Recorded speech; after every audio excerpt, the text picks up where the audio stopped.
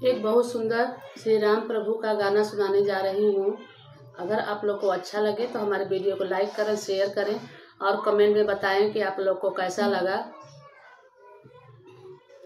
सखी आए हैं दो राजकुमार जनक जी के बगिया में। सखी आए हैं दो राजकुमार जनक जी के बगिया में। किनकी उमरिया है 12 बरस की, किनकी उमरिया है 12 बरस की। सखी किसकी उमरिया नादान जनक जी के बगिया में। सखी किसकी उमरिया नादान जनक जी के बगिया में। सखी आए हैं दो राजकुमार जनक जी के बगिया में। सखी आए हैं दो राजकुमार जनक जी के बगिया में। सखी आए हैं दो राजकुमार जनक जी के बगिया में। राम उमरिया है 12 बरस की, राम उमरिया है 12 बरस की। सखी लक्ष्मण उमरिया नादान जनक जी के बगिया में। सखी लक्ष्मण उमरिया नादान जनक जी के बगिया में। सखी आए हैं दो राजकुमार जनक जी के बगिया में। सखी आए हैं दो राजकुमार जनक जी के बगिया में। चला देखिए सिया दरबार जनक जी के बगिया में। चला देखिए सिया दरबार जनक जी के बगिया में। सखी आए हैं दो राजकुमार जनक जी के बगिया में।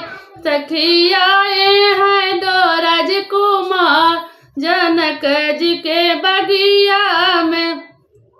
केकरे माथे मुकुट भल सोहे, केकरे माथे मुकुट भल सोहे। सखी केकरे सिला तेली लाड जनक जी के बगिया में। सखी केकरे तिलकिया लाड जनक जी के बगिया में।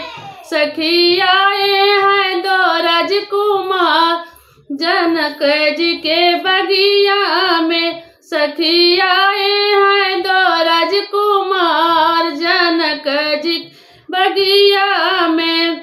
राम के माथे मुकुट भल सोहे, राम के माथे मुकुट भल सोहे। सखी